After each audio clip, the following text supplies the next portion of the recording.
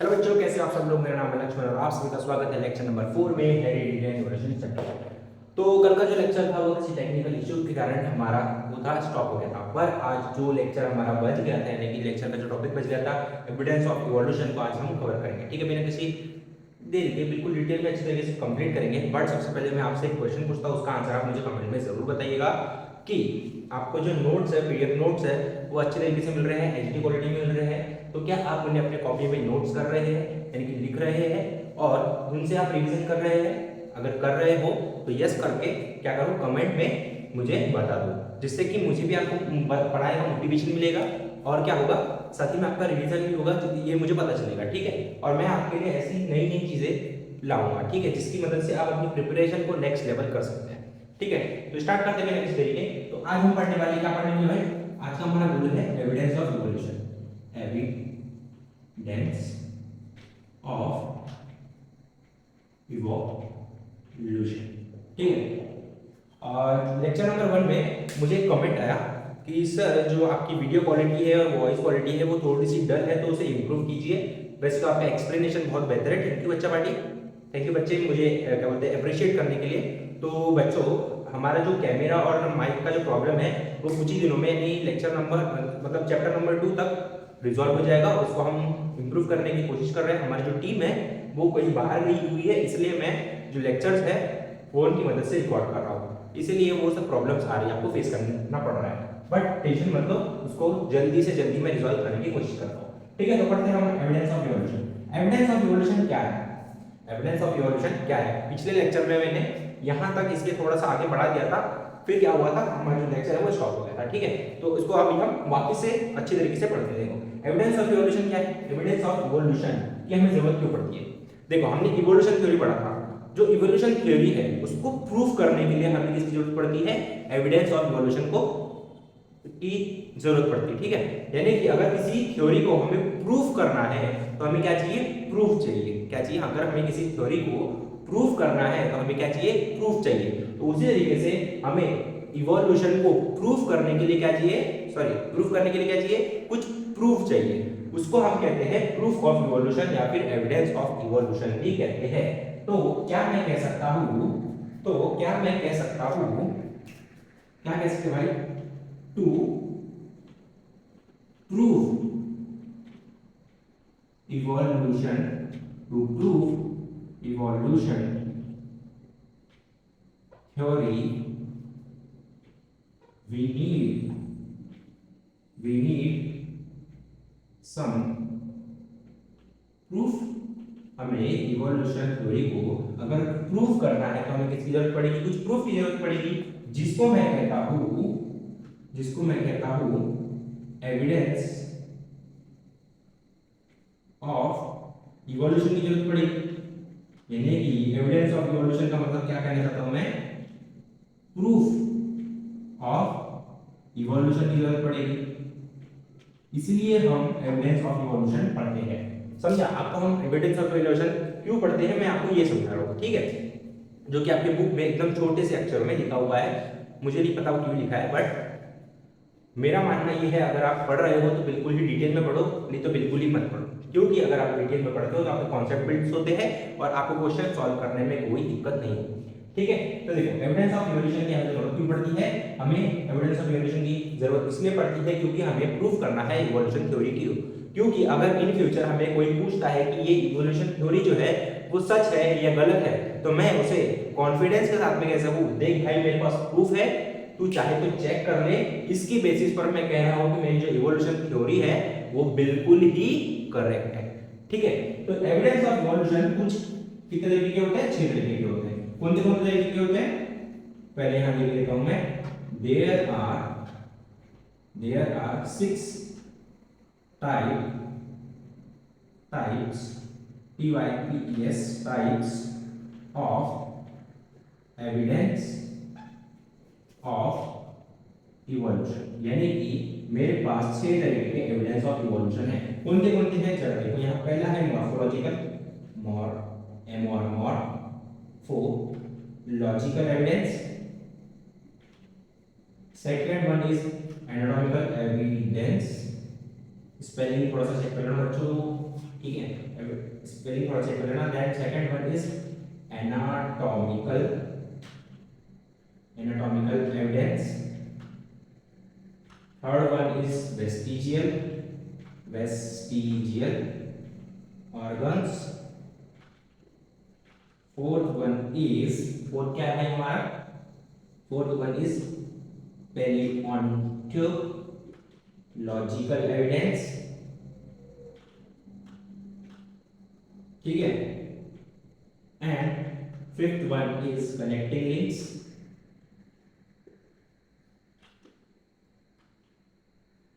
And sixth one is जो last है हमारा वो है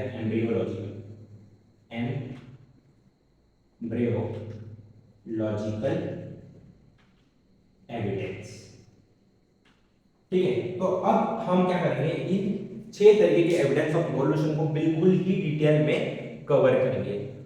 आई होप आप सभी को मेरा एक्सप्लेनेशन समझ में आ रहा है, ठीक है। देखिए मॉर्फोलॉजिकल एविडेंस जो है वो बेस्ड है टोटली किसके ऊपर? हमारे सिमिलरिटी ऑफ मॉर्फोलॉजिकल कैरेक्टर्स के ऊपर। अब ये मॉर्फोलॉजिकल एविडेंस जो है इसको आप डिटेल में पढ़ते। देखो मैं यहाँ पर हेडिंग डाल देता हूँ, क्या डाल देता हूँ? हेडिंग। तो हमारी पहली हेडिंग क्या होगी? मॉर्फोलॉजिकल एविडेंस, ठीक है। अब ये जो मॉर्फोलॉजी है, अब ये जो मॉर्फोलॉजी वर्ड लिखा है, मॉर्फोलॉजी जो वर्ड लिखा हो मैंने, उसका मतलब क्या है? कई सारे बच्चे होते हैं वो क्या करते हैं, रट्टाफिकेशन करते हैं, फिर जब वो आगे हायर स्टैंडर्ड्स में जाते हैं तो उन्हें मॉर्फोलॉजी का मीनिंग ही नहीं पता होता। जैसे जैसे आप 12th या फिर 11th में जाते हो तब आपको ये मॉर्फोलॉजी टर्म से इंट्रोड्यूस होना पड़ता है, फिर उन्हें दिक्कत होती है कि साला हम पढ़ क्या रहे हैं, ठीक है। तो देखो उस कंफ्यूजन से बचने के लिए और आपको बोर्ड्स में अच्छी तरीके से स्कोर करने के लिए आपको ये पता होना चाहिए कि हमारा एविडेंस मॉर्फोलॉजी है वो क्या है। तो देखो मॉर्फोलॉजी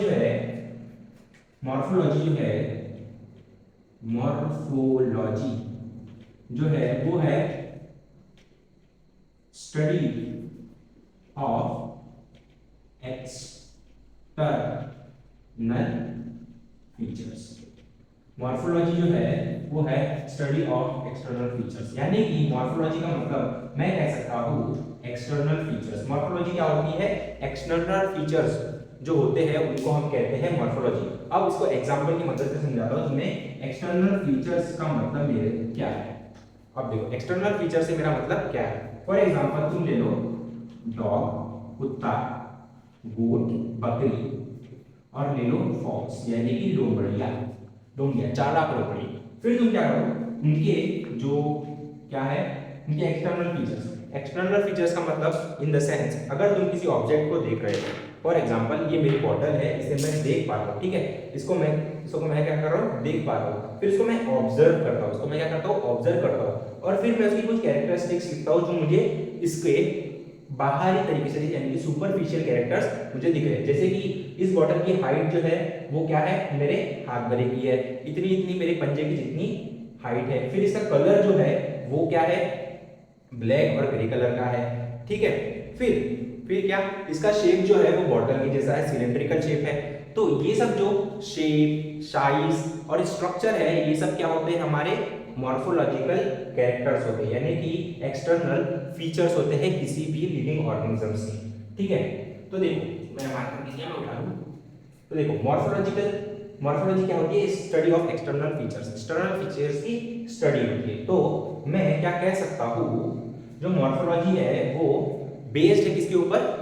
तुम्हारे size, shape and structure of living organism. तुम्हारा जो ऑर्गेनिज्म है किस तरीके से दिखता है, उसका साइज क्या है, उसका कलर क्या है, ये सब चीजें जो तुम उसके ऊपर ऑब्जर्व कर सकते हो, यानी कि तुम उसको बाहरी रूप से जितना भी चीजें देख सकते हो उसको ऑब्जर्व कर सकते हो, उनका क्या कर सकते हो, एक्सप्लेन कर सकते हो, उनको वर्बली बोल सकते हो, नोट कर सकते हो, वो सब चीजें क्या होती है, तुम्हारा एक्सटर्नल फीचर्स होते हैं, जिसको हम क्या कहते हैं, मॉर्फोलॉजी कहते हैं। आई होप आपको मॉर्फोलॉजी समझ होगी। अब आगे जैसे बढ़ेंगे मैं तुमको मॉर्फोलॉजी से और इंट्रोड्यूस कराऊंगा, बट मैंने तुम्हें मॉर्फोलॉजी का वर्बल मतलब ओरली इसलिए समझाया क्योंकि अब मैं तुम्हें मॉर्फोलॉजिकल एविडेंस के एग्जांपल्स की मदद से तुम्हें मॉर्फोलॉजिकल एविडेंस समझाने वाला हूं। देखो जैसे गोट, डॉग और फॉक्स है, अगर मैं उनके एक्सटर्नल फीचर्स जैसे कि हो गया तुम्हारा हेयर्स भी क्या एक्सटर्नल फीचर्स है? यस। ये जो मेरे बाल है, अगर तुम मुझे देखोगे तो मेरे बाल जो है वो लंबे हैं, घुंघरालू है, ये क्या है मेरे एक्सटर्नल फीचर्स है। फिर दूसरा एक्सटर्नल फीचर ले लेते हैं नोस्ट्रिल। नोस्ट्रिल नोस्ट्रिल यानी कि मेरी नाक। अगर तुम मेरी नाक को देखोगे तो क्या देखोगे, मेरी नाक थोड़ी सी बड़ी है, भद्दी सी है, गेंडे जैसी शक्ल है मेरी, बैगन जैसी शक्ल है, तो वो क्या होगा मेरा एक्सटर्नल फीचर हो गया, जिसको मैं कहता हूं मॉर्फोलॉजिकल कैरेक्टर। फिर सेकंड लेते हैं हम अपना आईज। आईज यानी कि मेरी आंखें। लोग कहते हैं मेरी आंखें जो है मेरी मम्मी पर गई हुई है, तो जो मेरी आंखें है वो क्या है, मेरी मॉर्फोलॉजिकल कैरेक्टर्स यानी कि एक्सटर्नल फीचर्स है। देन हम ले लेते हैं अपने ear pinna. Ear pinna, ear pinna मतलब ये कान। कान भी तुम्हें विजिबल हो रहे हैं, ये क्या है एक्सटर्नल फीचर हो गया, जिसको मैं क्या कहूंगा मॉर्फोलॉजिकल कैरेक्टर कहूंगा। अगर मैं डॉग, वुल और फॉक्स के इन सभी एक्सटर्नल फीचर्स को एक्सटर्नल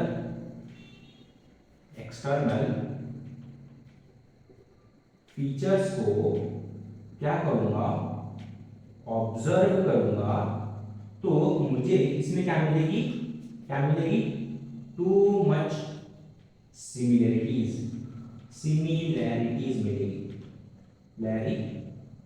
मिलेगी, बहुत सारी सिमिलरिटीज मिलेगी। जैसे अगर तुम्हारे बुक में डायग्राम, अगर तुम हमारे साथ में अपनी बुक यानी टेक्स्ट बुक लेके बैठे हुए हो, तो तुम्हें उसमें क्या मिलेगी, डायग्राम मिलेगी, डॉग, फॉक्स और गोट की डायग्राम मिलेगी। तो उसमें उनकी नाक देखो, उनमें तुम डायग्राम में क्या देख सकते हो, उनकी पिक्चर्स में क्या देख सकते हो, उनके हेयर, नॉस्ट्रिल, आईज और ईयर पिन्ना को जब तुम अच्छे से ऑब्जर्व करोगे, या फिर जब तुम घूमने जाते हो गार्डन में, तो क्या करो, उनकी जो फीचर्स है, एक्सटर्नल फीचर्स है, उनको उसको कंपेयर करो, डॉग की जो एक्सटर्नल फीचर्स है उसको कंपेयर करो गोट के फीचर्स के साथ में और फॉक्स के फीचर्स के साथ में, तो उनके हेयर जो है तुम्हें सिमिलर दिखेंगे।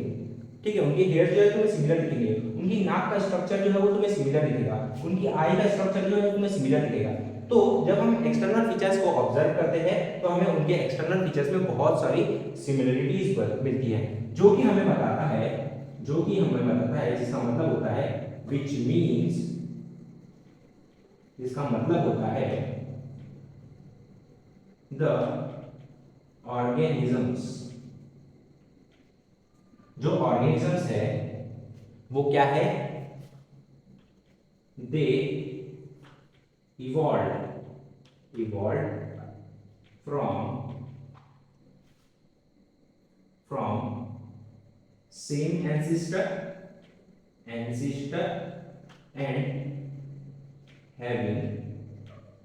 having same origin। अब सेम एंसेस्टर और हैविंग सेम ओरिजिन का मतलब क्या है, देखो जैसे कि मैंने तुम्हें बताया था हेरिडिटी का मतलब क्या होता है, बायोलॉजिकल कैरेक्टर का ट्रांसफर होना, जिसकी वजह से तुम अपने माता पिता के जैसे दिखते हो, राइट, तुम अपने माता पिता के जैसे दिखते हो, क्योंकि उनके बायोलॉजिकल कैरेक्टर्स किसके अंदर आ गए, तुम्हारे अंदर आ गए। यानी कि उनके अंदर जितने भी कैरेक्टरिस्टिक्स है, इंटरनल कैरेक्टरिस्टिक्स ले लो या फिर एक्सटर्नल कैरेक्टरिस्टिक्स ले लो, वो किसके अंदर पास ऑन हो गए, तुम्हारे अंदर पास ऑन हो गए, जो कि बताता है कि तुम उनसे पैदा हुए हो, यानी कि तुम उनसे इवॉल्व हुए हो। तो यही सेम मॉर्फोलॉजिकल एविडेंस हमें बताता है कि जब हम किसी भी स्पीशीज के क्या करते हैं, कुछ ऑर्गेनिजम्स को लेकर, ग्रुप ऑफ ऑर्गेनिजम्स को लेकर उनके मॉर्फोलॉजिकल कैरेक्टर्स यानी कि एक्सटर्नल फीचर्स को स्टडी करते हैं, यानी कि ऑब्जर्व करते हैं, तो हमें क्या मिलते हैं, बहुत सारी सिमिलरिटीज मिलती है, जो कि हमें बताता है जो ऑर्गेनिज्म है वो इवॉल्व हुए हैं एक कॉमन एंसेस्टर से और उनकी सेम ओरिजिन है। इतनी बात समझ में आ गई, बस यही था तुम्हारा मॉर्फोलॉजिकल एविडेंस। अब मैं क्या करता हूँ, तुम्हारी जो बुक में डेफिनेशन दी हुई है मॉर्फोलॉजिकल एविडेंस की, उसकी मदद से तुम्हें अच्छी तरीके से अवगत कराता हूँ, यानी कि अच्छी तरीके से एक्सप्लेन कराता हूँ मॉर्फोलॉजिकल एविडेंस को। ठीक है, वैसे तो जो मॉर्फोलॉजिकल एविडेंस था वो इतनी सी बात थी, बट अब मैं तुम्हें थोड़ा सा डिटेल लेके जा रहा हूँ, क्योंकि मेरा मानना है जब तुम इस टॉपिक को डिटेल में पढ़ लोगे तो जो बोर्ड में क्वेश्चंस आते हैं मॉर्फोलॉजिकल एविडेंस के ऊपर, तुम उसे बहुत ही अच्छे तरीके से समझ पाओगे और लिख पाओगे अपने बोर्ड एग्जाम में अपनी लैंग्वेज। ठीक है, तो देखो जो तुम्हारे बुक में क्या हुआ है, क्या बोलते हैं उसे, morphological evidence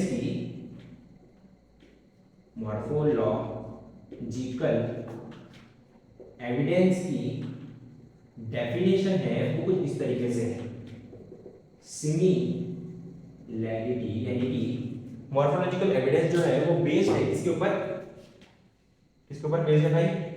morphological evidence based on size, shape, structure, based on एक second, I hope I think मैंने गलती कर दी, हाँ वो क्या गलती कर दी, बेस्ड ऑन सिमिलरिटी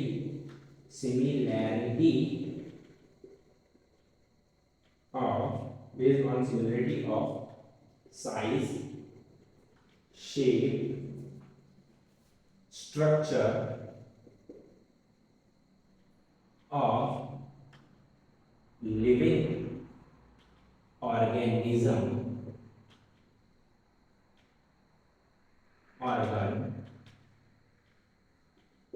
जो हमारा मॉर्फोलॉजिकल एविडेंस है वो किसके ऊपर बेस्ड है, similarity of size, structure of living organism के ऑर्गन के ऊपर, जो हमारा यानी कि आई होप देखो अच्छी तरीके से समझा रहा हूँ मैं इस डेफिनेशन को तुम्हें एक्सप्लेन करने के लिए थोड़ा झिझक रहा हूँ, क्योंकि ना इस डेफिनेशन को बहुत ही कंसाइज वे में लिखा हुआ है, और इसे मैं अगर तुम्हें वर्ड बाय वर्ड समझाने जाऊँ ना तो मुझे भी दिक्कत होगी एक्सप्लेन करने में और तुम्हें भी दिक्कत होगी समझने में। तो मैं तुम्हें ओरली समझा देता हूँ तो तुम्हें अच्छी तरीके से समझ में आएगा। देखो मॉर्फोलॉजिकल एविडेंस जो है वो टोटली बेस्ड है इसके ऊपर similarities of size, shape and structure, यानी कि size, shape and structure of living organism. ये क्या हो गए, एक्सटर्नल फीचर्स हो गए इसके, वो लिविंग ऑर्गेनिजम्स के जिसकी हम बात कर रहे हैं, या फिर ग्रुप ऑफ ऑर्गेनिजम्स के एक्सटर्नल फीचर्स को अगर हम कंपेयर करते हैं और उसमें हमें सिमिलरिटीज मिलती है तो हम क्या समझते हैं, जो ऑर्गेनिज्म है वो क्या हुआ है, इवॉल्व हुआ है एक कॉमन एंसेस्टर से, यानी सेम एंसेस्टर से, और उसकी ओरिजिन जो है वो सेम है। ठीक है, तो ये जो ओरिजिन यानी कि इवॉल्व हुआ है, इवॉल्व किससे हुआ है, कॉमन एंसेस्टर से, तो ये हमें बताता है कि ये जो है वो एक मॉर्फोलॉजिकल एविडेंस है, यानी कि hence proof morphological evidence is the proof of evolution theory, यानी कि इवोल्यूशन थ्योरी का जो प्रूफ है वो एक मॉर्फोलॉजिकल एविडेंस भी हो सकता है। इतनी बात समझ आ गई। अब ये था तुम्हारा टोटली क्या था, पूरा कंप्लीट मॉर्फोलॉजिकल एविडेंस, जिसको मैंने बिल्कुल ही ब्रेक डाउन करके तुम्हें समझाने की कोशिश की है। अब बढ़ते हैं हम एनाटॉमिकल एविडेंस के ऊपर। बच्चों समझा ना, नहीं समझा हो तो कोई बात नहीं, वापस से समझ लो, मैं वापस से बता देता हूँ और एक बार वापस से बता देते भाई, कोई दिक्कत की बात नहीं है, हमारे पास टाइम ही टाइम है, एग्जाम के लिए बहुत टाइम है भाई। देखो मॉर्फोलॉजिकल एविडेंस कोई बड़ी चीज नहीं होती। सबसे पहले मॉर्फोलॉजी का मतलब समझो। मॉर्फोलॉजी का मतलब होता है एक्सटर्नल फीचर्स की स्टडी। एक्सटर्नल फीचर जैसे कि तुम किसी बॉटल को या फिर किसी भी ऑब्जेक्ट को ऑब्जर्व करते हो, तुम उसके ऊपर जितनी भी कैरेक्टरिस्टिक्स है उसकी जितनी भी कैरेक्टरिस्टिक्स को लिख सकते हो या फिर देख सकते हो, अपनी नेकेड आई से, खुली हुई आंखों से देख सकते हो, वो सब क्या होगा, उसके एक्सटर्नल फीचर्स हो गए। जैसे कि इस बॉटल का कलर ब्लैक है, इसका साइज सिलेंड्रिकल है, इसका स्ट्रक्चर जो है वो सिलेंड्रिकल है, इसका साइज जो है मेरे हाथ जितना है, ये सब क्या होगा, उसके एक्सटर्नल फीचर्स हो गए। वैसे ही अगर हम डॉग, गॉड, डॉग, गोट और फॉक्स के एक्सटर्नल फीचर्स जैसे कि हेयर, नॉस्ट्रिल, आईज और ईयर पिंडा को ऑब्जर्व करते हैं तो हमें क्या मिलती है, उसमें बहुत सारी सिमिलरिटीज मिलती है, जिसका मतलब हम ये कंक्लूड करते हैं जो ये ऑर्गेनिज्म है वो इवॉल्व हुए एक ही कॉमन एंसेस्टर से, क्योंकि उनके अंदर जो सिमिलरिटीज है जो दर्शाती है कि वो जो इवॉल्व हुए हैं वो एक कॉमन एंसेस्टर से हुए हैं, इसीलिए वो क्या हुए हैं, उनके अंदर सिमिलरिटीज प्रेजेंट है और उनकी ओरिजिन जो है वो भी सेम है। ठीक है, इतनी बात समझ आ गई। तो यहाँ पर एक नोट लिख लो, यहाँ पर एक नोट लिख लो, क्या नोट है वो, द ऑर्गेनिजम्स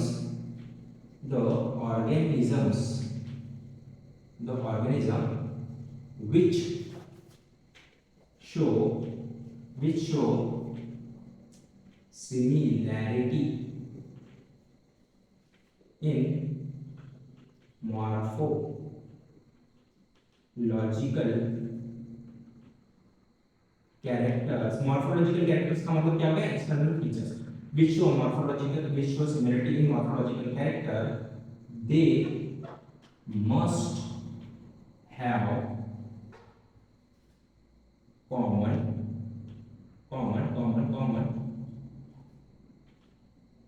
ancestor और कॉमन ओरिजिन। यानी कि जो ऑर्गेनिजम्स अपने बीच में, जैसे दो ऑर्गेनिजम्स है उनकी मॉर्फोलॉजिकल कैरेक्टर सिमिलर है, तो उनका जो जो ओरिजिन होगा और उनका जो कॉमन एंसेस्टर होगा, वो जो उनका क्या बोलते हैं एंसेस्टर होगा और उनकी जो ओरिजिन होगी वो क्या होगी, कॉमन होगी। ठीक है, इतनी सी बात है जो तुम्हें समझनी है। और तुम्हारे बुक में जो है वो एकदम नीचे दिया है मॉर्फोलॉजिकल एविडेंस पे, जो कि बहुत सारे बच्चे नेग्लेक्ट कर देते हैं। बट जो इन सभी चीजों में, इस पूरे चीज में जो तुम्हारे पूरे मॉर्फोलॉजिकल एविडेंस में समझने वाली बात है वो ये है कि जो भी ऑर्गेनिजम्स, यानी कि दो ऑर्गेनिज्म को मैं कंपेयर करूँ और उनके मॉर्फोलॉजिकल कैरेक्टर्स के अंदर मुझे सिमिलरिटी मिले, तो वो क्या होगा, उनका जो कॉमन एंसेस्टर यानी कि उनका जो एंसेस्टर होगा और उनकी जो ओरिजिन होगी वो क्या होगी, सेम होगी। ठीक है, इतनी सी बात थी। अब बढ़ते हैं एनाटॉमिकल एविडेंस के ऊपर। क्या करते हैं, एनाटॉमिकल एविडेंस के ऊपर बढ़ते हैं। एविडेंस एविडेंस के ऊपर बढ़ते हैं। एविडेंस इनकी एनाटॉमिकल का मतलब क्या होता है, एनाटॉमिकल मतलब पहले समझो। एनाटॉमी क्या होती है, study of structure of bones and bony joints. यानी कि एनाटॉमी में हम क्या स्टडी करते हैं, स्ट्रक्चर ऑफ बोन्स और बोनी जॉइंट्स की स्टडी करते हैं। ठीक है, इतनी बात समझ में आ गई। एनाटॉमी का टर्म से तुम क्या हो गया, इंट्रोड्यूस हो गए। अब एविडेंस ऑफ एनाटॉमिकल एविडेंस जो है वो बेस्ड है इसके ऊपर, based on similarity in anatomical structure. Similarity in anatomical structure. अब एनाटॉमिकल स्ट्रक्चर कौन कौन हो गए भाई, तुम्हारे बोन स्ट्रक्चर हो गए, बोन का स्ट्रक्चर हो गया, उसके अंदर अगर सिमिलरिटी है तो वो क्या हो गए, एनाटॉमिकल, क्या हो गया, एनाटॉमिकल फीचर हो गया। ठीक है, फिर जैसे कि बोनी जॉइंट्स हो गए। एनाटॉमिकल स्ट्रक्चर का मतलब बोन का स्ट्रक्चर और बोनी जॉइंट का स्ट्रक्चर से मतलब। ठीक है, कहना ये इतनी बात समझ में आ गई। अब देखो वापस से अच्छी तरीके से तुम्हें डिटेल में एक्सप्लेन करूंगा। एनाटॉमिकल एविडेंस जो है, सबसे पहले हम एनाटॉमी का मतलब समझते हैं। एनाटॉमी जो होती है वो स्टडी होती है बोन और बोनी जॉइंट के स्ट्रक्चर की। इतनी बात समझ में आ गई। अब जो हमारा एविडेंस ऑफ यानी कि एनाटॉमिकल एविडेंस है वो किस पर बेस्ड है, सिमिलरिटी इन एनाटॉमिकल स्ट्रक्चर। एनाटॉमिकल स्ट्रक्चर की सिमिलरिटी के ऊपर बेस्ड है हमारा एनाटॉमिकल एविडेंस। अब हम कंपेयर करते हैं कुछ एनाटॉमिकल स्ट्रक्चर्स को इनके कुछ लिविंग ऑर्गेनिज्म के, ग्रुप ऑफ ऑर्गेनिजम्स के, जिसमें मैं पहला ले लेता हूं ऑक्स, जिसमें मैं कंपेयर करूंगा उसके फोर लेग को। फिर ले लेता हूं पेंटा जियम ऑफ बैट को। पेंटाजियम ऑफ बैट से मेरा मतलब है उसके जो पर होते हैं, उसके जो पर होते हैं, उसके जो विंग्स होते हैं उसको बोलते हैं पेंटाजियम। ठीक है, पेंटाजियम ऑफ बैट यानी कि गीदड़ के, चमगादड़ के परों को हम कंपेयर करेंगे और सांड के पाव को हम कंपेयर करेंगे। अगर हम सांड के पाव और क्या बोलते हैं चमगादड़ के पर को अगर हम कंपेयर करें तो उसके बोन्स, बोनी जॉइंट और क्या बोल सकते हैं बोन स्ट्रक्चर में हमें क्या मिलेगी, सिमिलैरिटीज मिलेगी, जो कि हमें बताता है, क्या बताता है, they are evolve from common ancestor and having common origin. जिसका मतलब ये है कि जो ऑक्स और पेंटाजियम है उनका एंसेस्टर कॉमन है, जिससे वो इवॉल्व हुए हैं। यानी कि इवोल्यूशन को ये क्या करती है, एनाटॉमिकल एविडेंस क्या करती है, प्रूव करती है। इसीलिए ये नंबर 2 एविडेंस ऑफ इवोल्यूशन है। इतनी बात समझ में आ गई। ये था आपका एनाटॉमिकल एविडेंस, समझ में आ गया। अब बढ़ते हैं हम किसके ऊपर भाई, किसके ऊपर पढ़ेंगे जरा बताओ, क्या पढ़े सबसे पहले, वेस्टिजियल ऑर्गन पढ़ते हैं, उसके बाद पढ़ते हैं क्या पढ़ेंगे भाई, पैलेंटोलॉजिकल एविडेंस। तब तक मेरे तो वैसे लिख दो।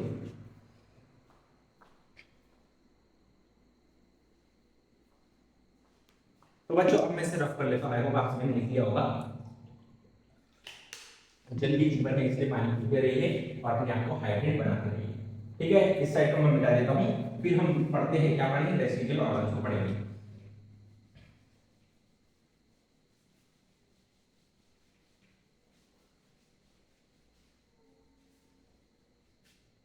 वेस्टिजियल ऑर्गन, ठीक है।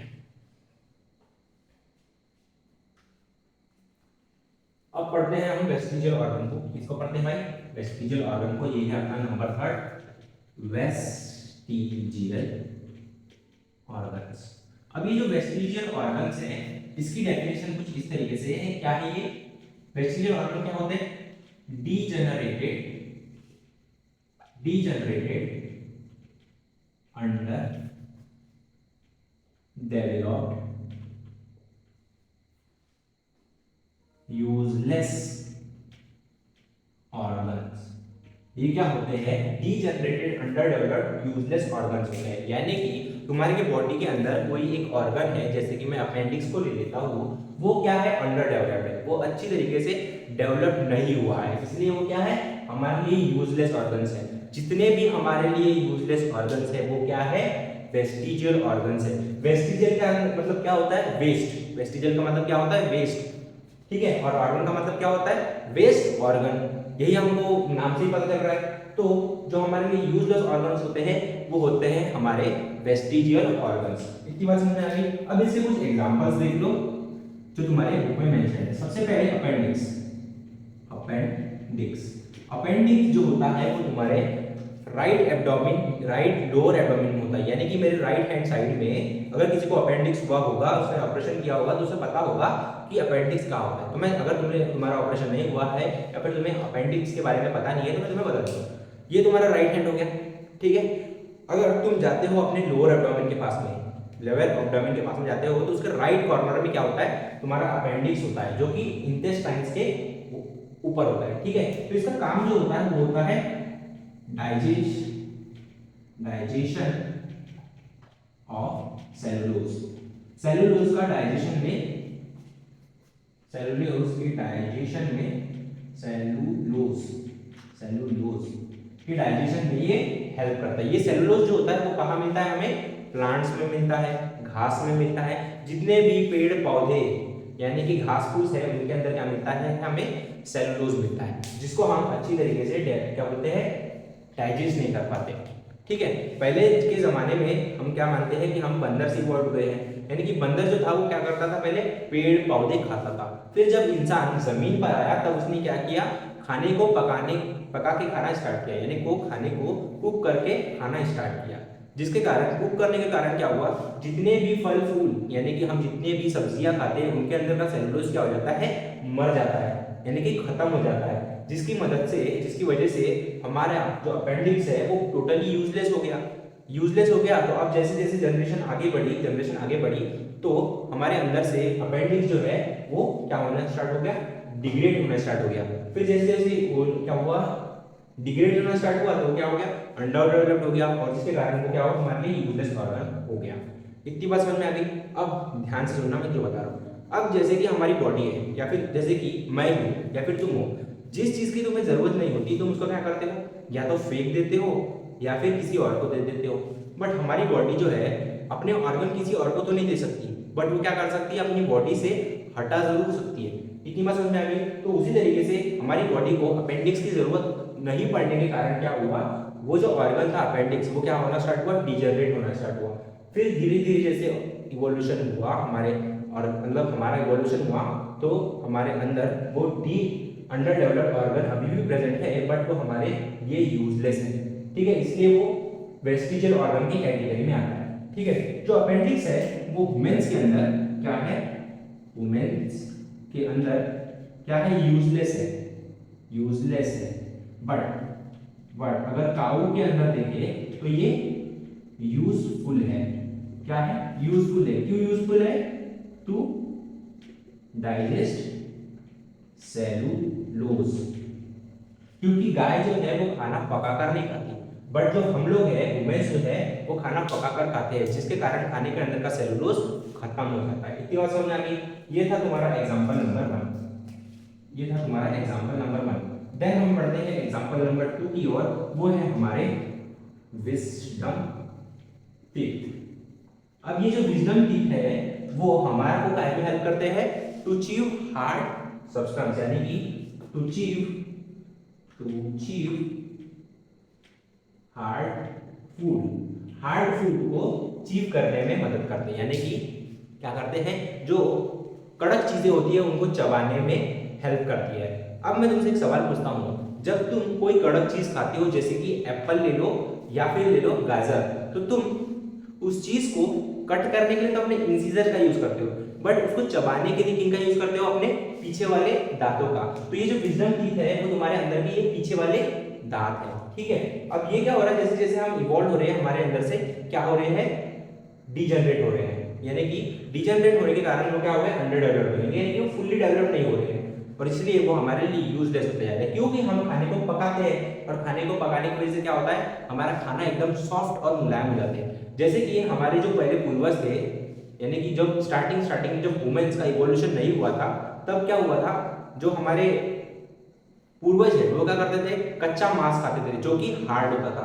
तुम आज अगर कच्चा मांस खाने जाओ तो तुम्हें कॉन्स्टिपेशन और तुम्हारे दांत में भी दर्द होगा। तुम्हें सबसे पहले तो कॉन्स्टिपेशन होगा, क्योंकि तुम्हारे अंदर जो अपना अपेंडिक्स है, जो तुम्हारे अंदर अपना अपेंडिक्स है वो अच्छी तरीके से वर्क नहीं कर रहा है, ठीक है। तो अपेंडिक्स बहुत सारी चीजों को डाइजेस्ट करने के लिए भी मदद करता है, बट इजी होगा अगर तुम इसको सेलुलोज के एग्जांपल से ही समझो, ठीक है। जो टीथ है, विजडम टीथ, वो हमारे अंदर क्या है, टोटली यूजलेस ऑर्गन है। तो मैं क्या लिख सकता हूँ, जो विजडम टीथ है इन ह्यूमंस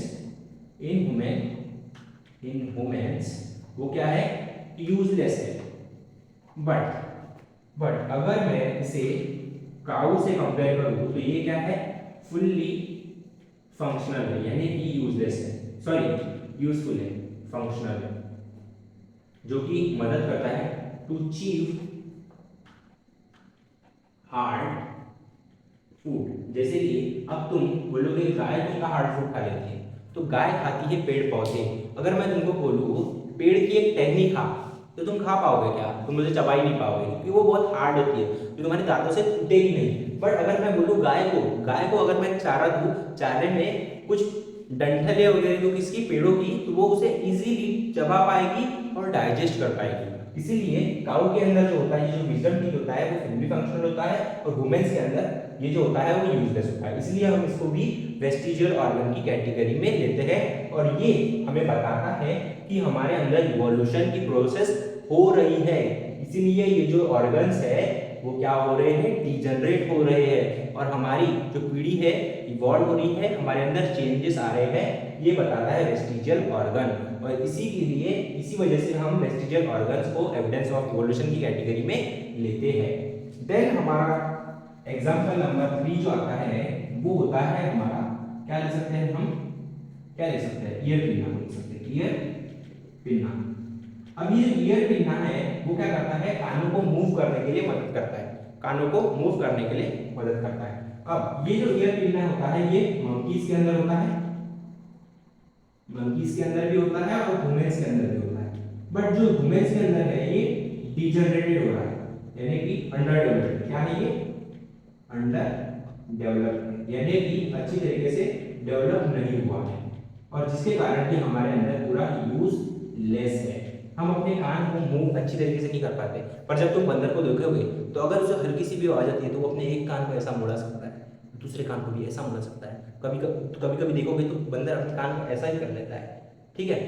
तो ये जो ईयर पिन्ना है ये मंकी के अंदर होता है, काय के लिए होता है, टू मूव ईयर।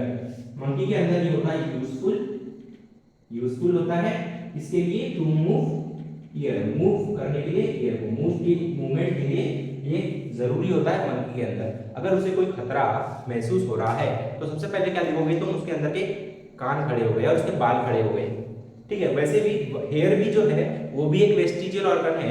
तुम्हारे बुक में लास्ट लाइन में हेयर के बारे में भी मेंशन किया हुआ है, बट इन डिटेल नहीं किया हुआ है। अगर तुम्हें पूछे कि दूसरा फोर्थ एग्जांपल बताओ तो तुम उसमें लिख सकते हो हेयर्स भी लिख सकते हो, एंड फिफ्थ एग्जांपल मैं तुम्हें देता हूं वो है तुम्हारी कॉकिक्स जो है वो होती है तुम्हारी टेल बोन। क्या होती है, टेल बोन होती है अब ये जो टेल बोन है वो किसके अंदर होगी? टेल टेल किसके अंदर होती है? मंकीज के अंदर होती है। किसके अंदर होती है बच्चों? मंकी के अंदर होती है। मंकी के अंदर होती है। और किसके अंदर होती है? वुमेन्स के अंदर भी होती है। अब वुमेन के अंदर सर कहाँ होगी? हम क्या कोई बंदर थोड़ी है, हम इवॉल्व हुए हैं उनसे। तो जब हम मंकी से इवॉल्व हुए हैं तो हमारे अंदर भी तो बच्चों उसके कुछ ना कुछ प्रूफ हो गए, उसके अंदर उसके जैसे कुछ लक्षण हो गए। तो वो लक्षण है हमारे अंदर कॉक्सिक्स बोन यानी कि टेल बोन। जब तुम अपने स्पाइनल कॉर्ड के लास्ट एंड को छुओगे तो तुम्हें वहां पर टेल के जैसा थोड़ा बहुत फील होगा।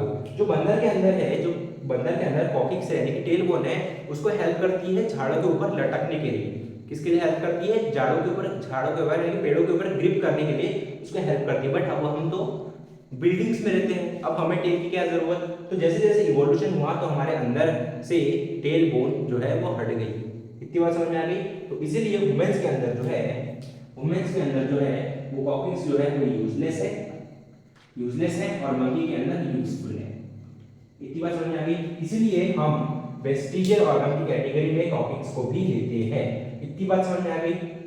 समझ में आ गई? ओके, तो ये था आपका वेस्टिजियल ऑर्गन, टोटली कंप्लीट हो चुका है।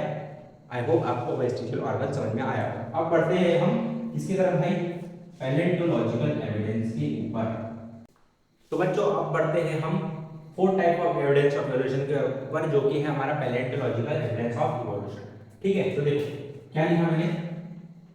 Palaeontological evidence. अब ये जो है ये आता है एविडेंस। एविडेंस की स्पेलिंग जरा बताओ मुझे। एविडेंस जो है वो आता है, it comes from fossil record. ये कहां से आता है हमारे पास? फॉसिल रिकॉर्ड के पास से आता है। ठीक है, अगर हम फॉसिल रिकॉर्ड को स्टडी करते हैं तो हमें मिलता है 4 type of evidence of evolution, जो कि है हमारा पैलियोंटोलॉजिकल एविडेंस। अब देखो पैलियोंटोलॉजिकल की एविडेंस की जो डेफिनेशन है, ये जो बेस्ड है किसके ऊपर बेस्ड है? ये टोटली बेस्ड है हमारे फॉसिल रिकॉर्ड के ऊपर। अब ये फॉसिल जो है वो 2 तरीके के होते हैं। अब वो कौन से होते हैं देखो। पहले सबसे पहले हम पहले डेफिनेशन लेते हैं। Palaeontological evidence is based on remnant and impression of organism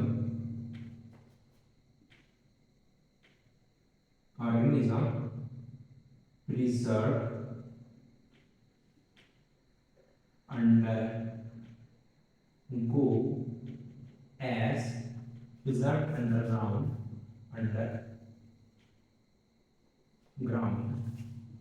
as fossil।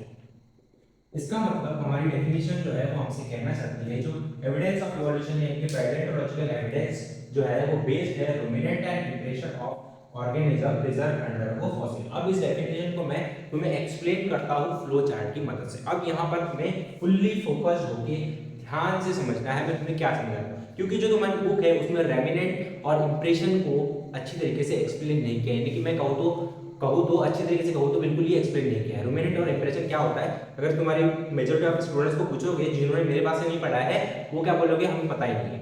वो सिर्फ बोलोगे वो एक तरीके का फॉसिल होता है। अब देखो जो हमारा पैलियोंटोलॉजिकल एविडेंस है, पैलियोंटोलॉजिकल एविडेंस है, वो किसके ऊपर बेस्ड है बच्चों? वो है based on fossil. Based on fossil, वो पूरे फॉसिल के ऊपर डिपेंड है। अब ये फॉसिल जो होते हैं वो 2 तरीके के होते हैं। पहला होता है remnant and second one is impression of organism and remnant of organism. अब ध्यान से समझना, रेमिनेंट क्या होता है, रेमिनेंट ऑफ ऑर्गेनिज्म क्या होता है, और इंप्रेशन ऑफ ऑर्गेनिज्म क्या होता है। रेमिनेंट ऑफ ऑर्गेनिज्म जो है वो क्या है? Remaining part of organism after death जो पार्ट बच जाता है डेथ के बाद में, ऑर्गेनिज्म के डेथ के बाद में, मरने के बाद में जो पार्ट बच जाता है वो क्या होता है, रेमिनेंट होता है। आफ्टर डेथ यानी कि जैसे कि फॉर एग्जांपल ले लो स्केलेटन, स्केलेटन और बोन्स, ठीक है, हड्डियां। अब जब तुम्हें, अगर मैं तुम्हें मार कर तुम्हारी डेथ होने के बाद में, तुम्हें मारता नहीं हूं, तुम्हारी डेथ होने के बाद में अगर मैं तुम्हें जमीन में गाड़, अगर मैं तुम्हें जमीन में गाड़ दूं, अंडरग्राउंड क्या कर दूं, तुम्हें क्या कर दूं, तुम्हें अंडरग्राउंड दबा दूं या फिर तुम्हें जमीन में गाड़ दूं, तो तुम्हें जब जैसे जैसे समय बढ़ेगा तो क्या होगा, तुम्हारे बॉडी पार्ट्स में सिर्फ क्या बचेगा, तुम्हारे बॉडी पार्ट में क्या बचेगा, सिर्फ और सिर्फ क्या बचेगा, एक्सकेलेटन बचेगा और बोन्स बचेगा। तो वो जो बचे हुए पार्ट्स है ऑर्गेनिज्म के जो कि बच गए हैं मरने के बाद में, उसको हम कहते हैं रेमिनेंट, ठीक है, रेमिनेंट, यहाँ पे remnant of organism. Remnant of organism कोई बड़ी चीज नहीं होती, जो पार्ट बच जाता है, जो रिमेनिंग पार्ट है तुम्हारे मरने के बाद में, जो चीजें बच जाती है तुम्हारे मरने के बाद में तुम्हारी बॉडी के अंदर, वो होती है क्या, रिमेनेंट होती है, जिसका एग्जांपल है स्केलेटन यानी कि तुम्हारे हड्डी का ढांचा और बोन्स। इतनी बात समझ में आ गई। अब इंप्रेशन के ऊपर बढ़ते हैं। Impression of organism, impression of organism का मतलब क्या होता है, ये एक इम्प्रिंट और मोल्ड ऑफ ऑर्गेनिज्म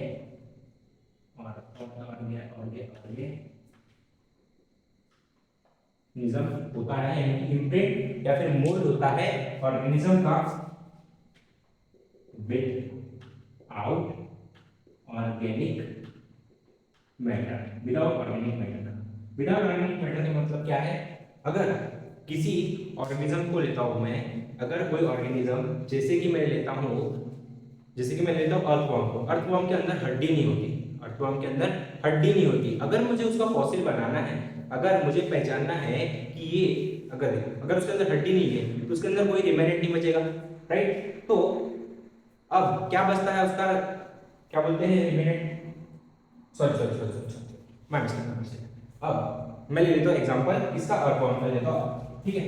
अब यहाँ पर ध्यान समझना क्या बनेगा, एग्जांपल इसका ले लेता हूँ अर्थवर्म का, अर्थवर्म का, ठीक है। अर्थवर्म जब ये मरती है, अर्थवर्म मरती है अर्थवर्म, ठीक है, फिर क्या होता है, धीरे धीरे डस्ट पार्टिकल उसके ऊपर डिपॉजिट होना स्टार्ट होते हैं। क्या होना स्टार्ट होते हैं, सेडिमेंट होना स्टार्ट होते हैं, कुछ इस तरीके से इसके ऊपर क्या हो रहे हैं, डस्ट पार्टिकल क्या हो रहे हैं, डिपॉजिट हो रहे हैं। फिर धीरे धीरे क्या होता है, ये जो अर्थवर्म है वो सील हो जाता है किसके अंदर, इसके अंदर क्ले के अंदर, यानी कि तुम्हारे सेडिमेंट जैसे कि मिट्टी के अंदर क्या हो जाता है, ये सील हो जाता है। और फिर जब ये सील होता है तो इसके अंदर का जो ऑर्गेनिक मैटर है, जैसे कि मांस हो गया, अर्थवर्म के अंदर हड्डी तो नहीं होती, अर्थवर्म के अंदर हड्डी नहीं होती, राइट, बट उसके अंदर क्या होती है, स्किन होती है, मसल्स होती है, जो क्या होती है, सड़ जाती है, धीरे धीरे करके सड़ जाती है।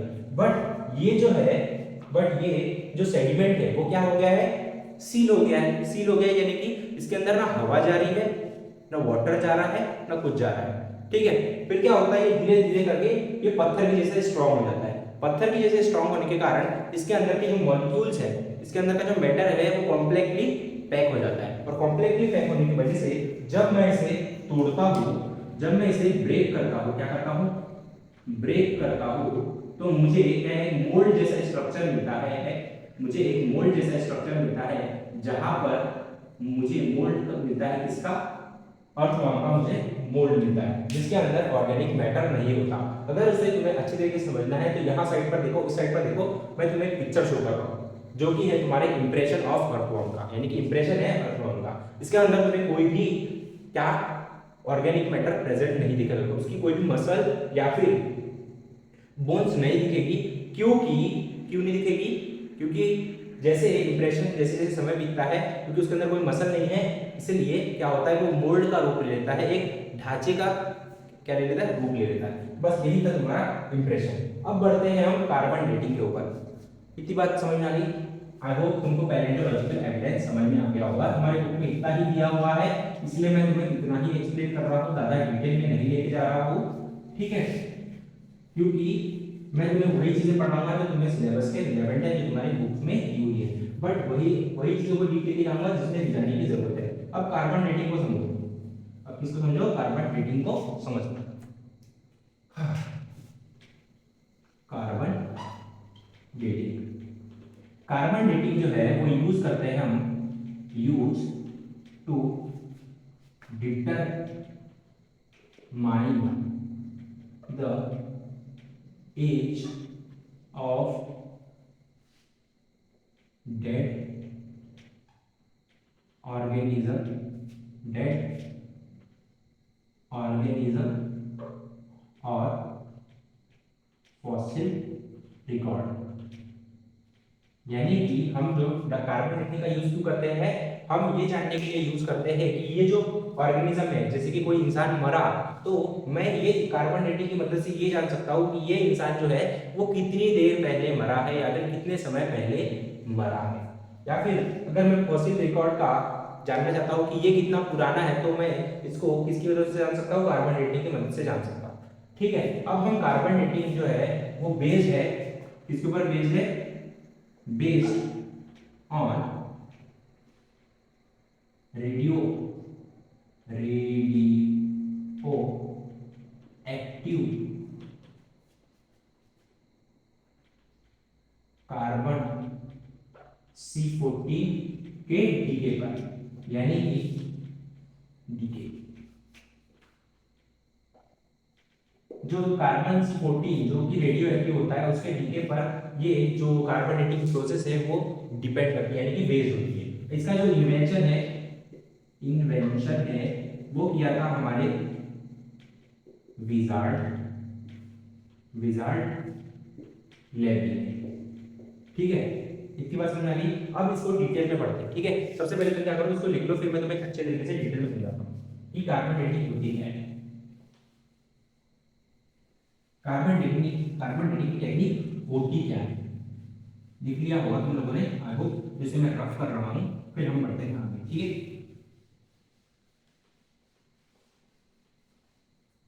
अब देखो, कार्बन डेटिंग की जो टेक्निक है, कार्बन डेटिंग की जो टेक्निक है, कार्बन डेटिंग की जो टेक्निक है,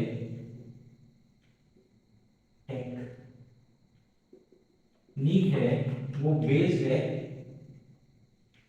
ऑन फैक्ट, वो एक फैक्ट पर बेस्ड क्या है, बेस्ड है, वो क्या है फैक्ट, व्हेन ऑर्गेनिज्म अलाइव, जब वो ऑर्गेनिज्म अलाइव होता है, जब ऑर्गेनिज्म अलाइव होता है तो क्या करता है, एटमॉस्फेयर से, इन्वायरमेंट से कार्बन 12 और कार्बन 14 को एब्जॉर्ब करता है अपनी बॉडी के अंदर।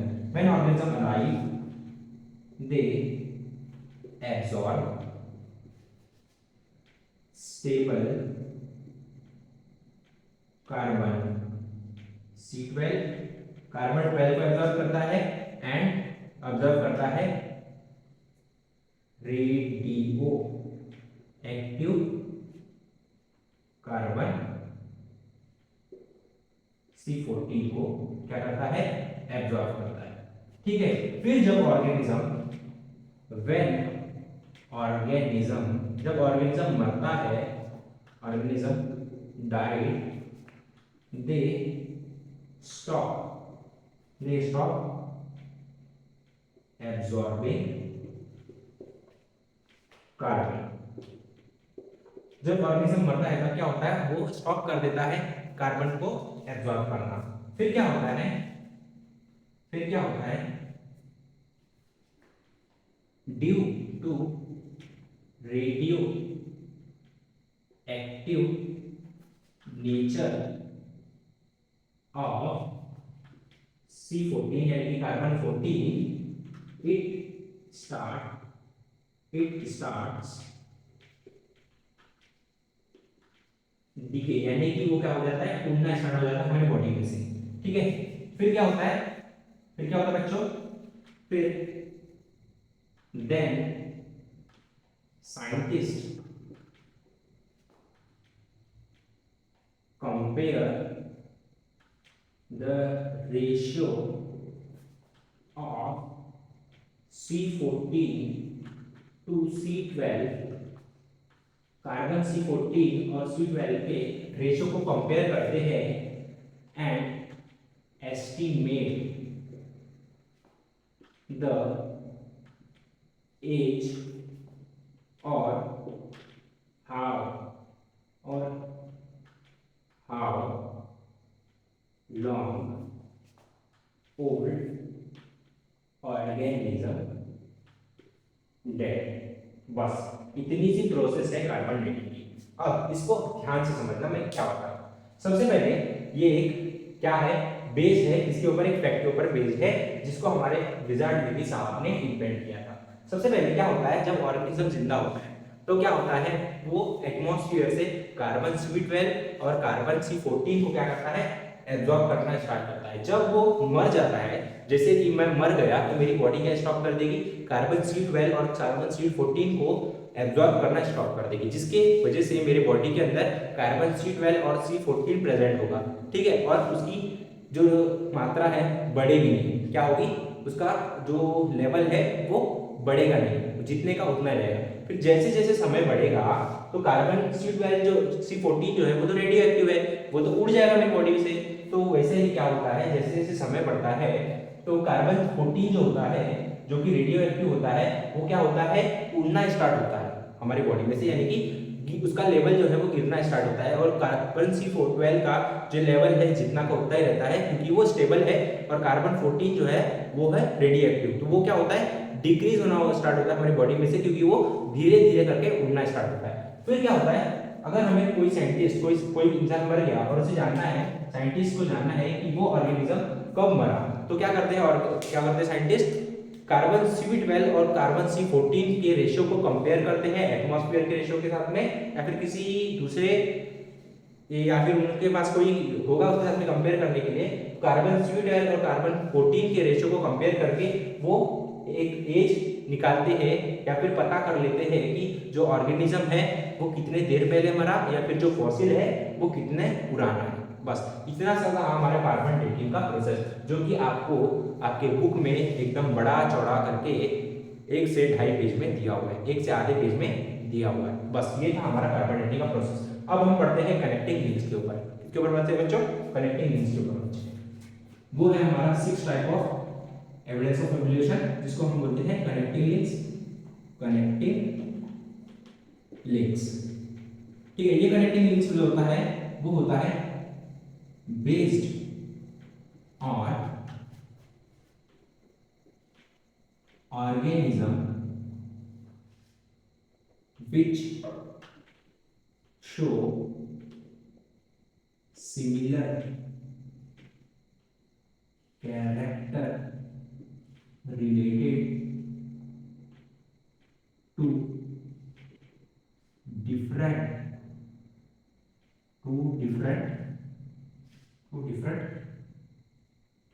organism।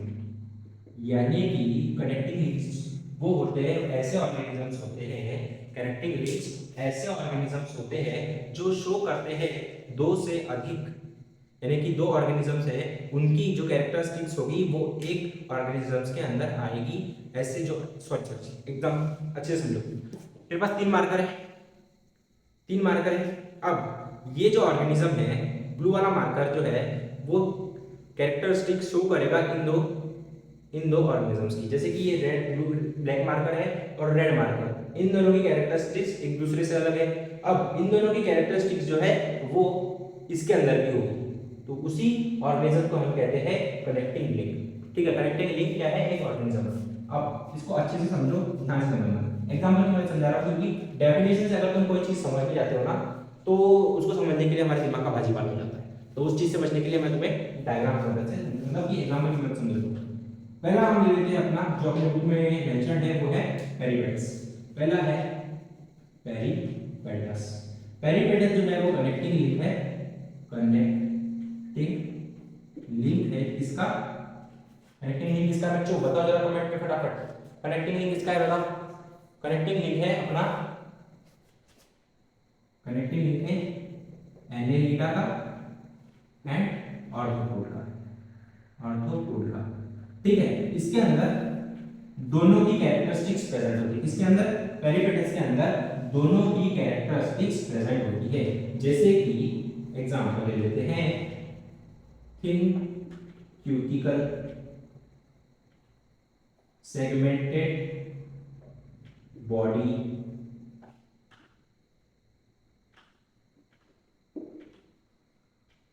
Tracheal respiration and open circulatory system. अब थिन क्यूटिकल और सेगमेंटेड बॉडी किसका स्ट्रक्चर, किसका कैरेक्टरिस्टिक्स है, एनेलिडे का। और ट्रैकियल रेस्पिरेशन और ओपन सर्कुलेटरी सिस्टम किसका कैरेक्टरिस्टिक्स है, ऑर्थोपोडा का। और ये सारे कैरेक्टरिस्टिक्स किसके हैं, अपने पेरिपेटस के। किसके कैरेक्टरिस्टिक्स है, अपने पेरिपेटस के, जो कि कनेक्टिंग लिंक है ऑर्थोपोडा और एनेलिडा का। इसीलिए हम कहते हैं, क्योंकि थिन क्यूटिकल और सेगमेंटेड बॉडी किसका कैरेक्टरिस्टिक है, एनेलिडा का। ठीक है, ट्रैकियल रेस्पिरेशन और ओपन सर्कुलेटरी सिस्टम किसका कैरेक्टरिस्टिक है, ऑर्थोपोडा का। अब ये ऑर्थोपोडा और एनेलिडा के जैसी कैरेक्टरिस्टिक्स किसके अंदर प्रेजेंट है, पेरिपेटस के अंदर। इसीलिए हम करते हैं कि पेरिपेटस जो है वो कनेक्टिंग लिंक है इसका एनेलिडा और ऑर्थोपोडा का। ये बात समझ में आ गई। फिर एग्जांपल लेते हैं हम, आई होप आपको कनेक्टिंग लिंक समझ में आ रहा हो। फिर लेते हैं हम अपना डक बिल प्लेटिपस का, डक बिल प्लेटिपस का। ये भी एक ऑर्गेनिज्म है, ये कनेक्टिंग लिंक है, कनेक्टिंग लिंक है मैमल्स का, मैमल्स एंड रेप्टाइल्स का। अब ये मैमल्स जो होते हैं उनके अंदर होता है मेमोरी ग्लैंड, मेमोरी ग्लैंड जो कि मिल्क बनाता है, मिल्क प्रोडक्शन करता है। और रेप्टाइल्स होते हैं वो एग्स देते हैं। क्या देते हैं, एग्स देते हैं। तो ये ये दोनों कैरेक्टर्स इसके अंदर प्रेजेंट होते हैं हमारे डक बिल प्लेटिपस के अंदर। इसीलिए हम डक बिल प्लेटिपस को कनेक्टिंग लिंक बोलते हैं मैमल्स का और रेप्टाइल्स का। जो डक बिल प्लेटिपस है वो किसका कनेक्टिंग लिंक हो गया, मैमल्स और रेप्टाइल्स का, क्योंकि उसके अंदर मैमल्स और रेप्टाइल्स की दोनों की कैरेक्टरिस्टिक्स प्रेजेंट है। इसलिए हम डक बिल प्लेटिपस को मैमल्स और रेप्टाइल्स का कनेक्टिंग लिंक्स बोलते हैं। अब बढ़ते हैं एग्जांपल नंबर 3 यानी कि हमारे नन फिश की ओर। तीसरा एग्जांपल से और समझते हैं इसको कि कनेक्टिंग लिंक्स होते क्या है। एग्जांपल समझना इजी होता है, समझो। अगर तुम थ्योरी लिखना भी पढ़ रहे हो, तुम उसके एग्जांपल्स को ना समझो, उसके एग्जांपल्स की मदद से समझने की कोशिश ना करो, तो तुम्हारे दिमाग में सिर्फ थ्योरी थ्योरी रहेगी, बट उसका एप्लीकेशन तुम्हें समझेगा। ठीक है, तो देखो थर्ड नंबर ऑफ एग्जांपल है तुम्हारा लंगफिश का। लंगफिश, लंगफिश जो है उसके नाम से समझ में आ रहा है ये कनेक्टिंग लिंक है किसका। अब लंग्स जो है किसके अंदर होते हैं, रेप्टाइल्स के अंदर होते हैं। और फिश क्या है, एम्फीबियंस है। फिश क्या है, एम्फीबियन।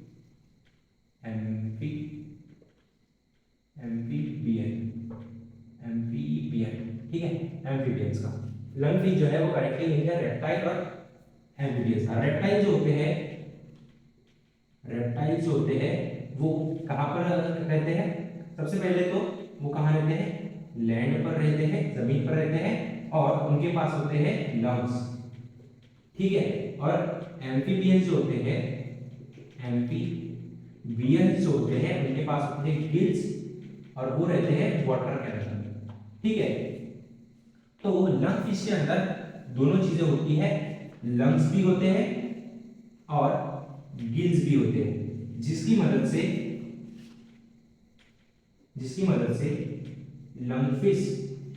लंगफिश जो है, lungfish can survive on land and water both.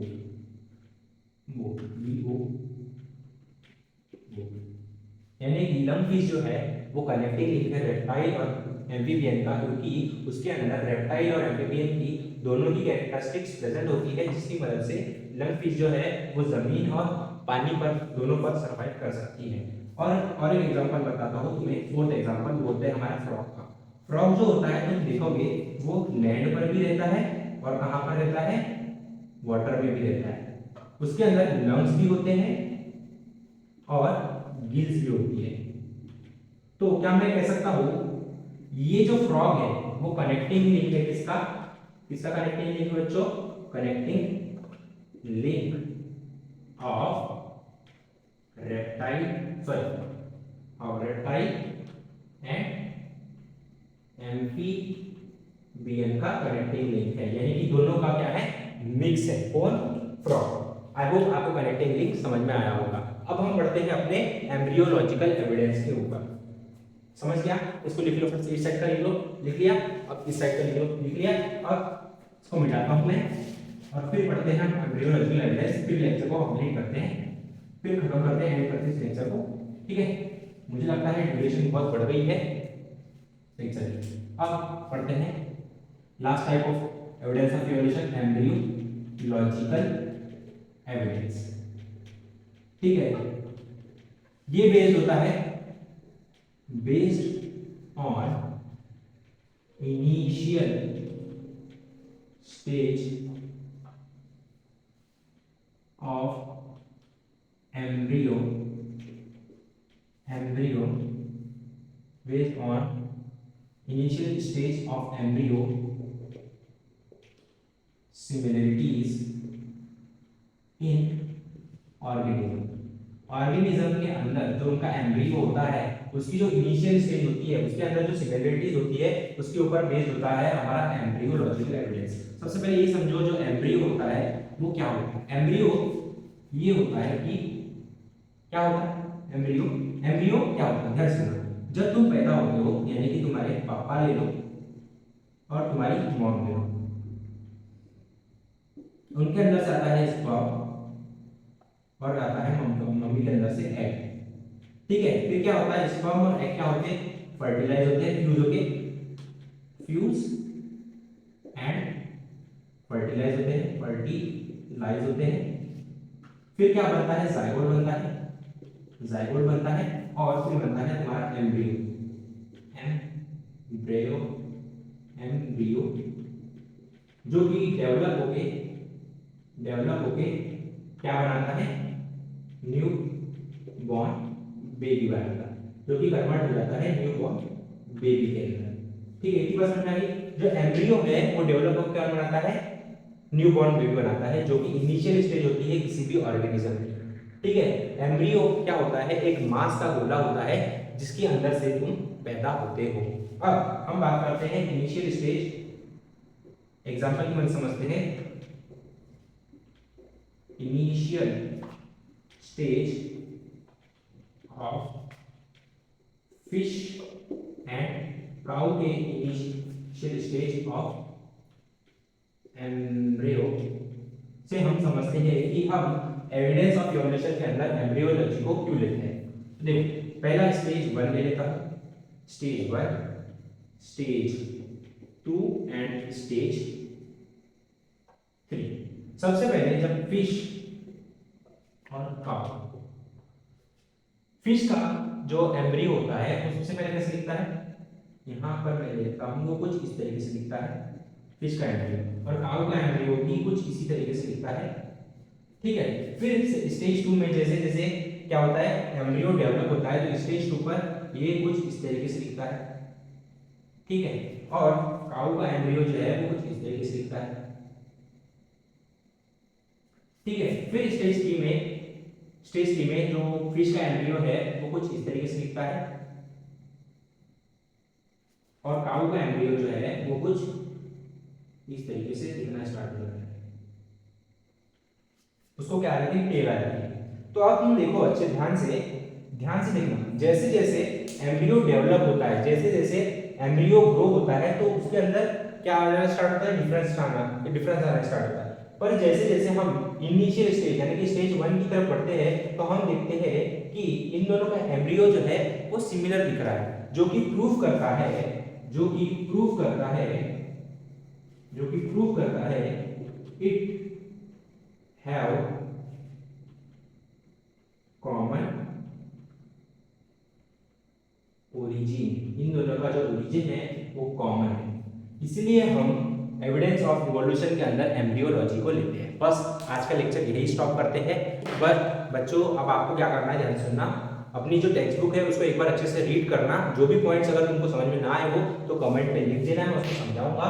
मैंने अपनी पूरी कोशिश की है इसको समझाने की, और फिर भी तुम्हें समझने में ना आया हो तो मुझे कमेंट करके बता देना, मैं वापस ये लेक्चर ले लूंगा या फिर नेक्स्ट लेक्चर में तुम्हें अच्छे से डिटेल में समझाने की कोशिश करूंगा। ठीक है, तो आज के लेक्चर को यही स्टॉप करते हैं। तब तक के लिए टाटा, ओके, बाय बाय। तो तुम्हें अब क्या करना है, सबसे पहले करना है अपने टेक्स्ट बुक को रीड, फिर करना है कुछ क्वेश्चन सॉल्व। और मैं तुम्हें बता दूं तुम्हारे लिए सरप्राइज आ रहा है, नेक्स्ट लेक्चर में मैं एक बुक लॉन्च कर रहा हूं जिसके अंदर पूरे बोर्ड्स के अंदर जितने भी क्वेश्चन आ सकते हैं या फिर आ चुके हैं उन सभी का सम अप लेके आ गया हूं आप सभी के लिए, यानी कि क्वेश्चन बैंक लेके आ गया हूं, जो कि आपको मिलेगा सिर्फ और सिर्फ 10 रुपए में। 10 रुपए में बहुत छोटा कॉस्ट हो गया यार। तुम वैसे तो 21 लेते हो, 100 200 300 की ले लेते हो, बट उसी को अगर मैं सस्ता करके तुम्हें दूं तो, उसी को अगर मैं तुम्हें चीपेस्ट कॉस्ट में दूं तो क्या तुम्हारा कितना फायदा होगा। तो कल लेके आ रहा हूं मैं तुम्हारे लिए एक बुक जिसमें होगा तुम्हारे लिए ढेर सारा क्वेश्चन जिसको तुम प्रैक्टिस करके अपने एग्जाम में फोड़ सकते हो। तो मिलते हैं नेक्स्ट लेक्चर में, तब तक के लिए ओके, टाटा, बाय बाय।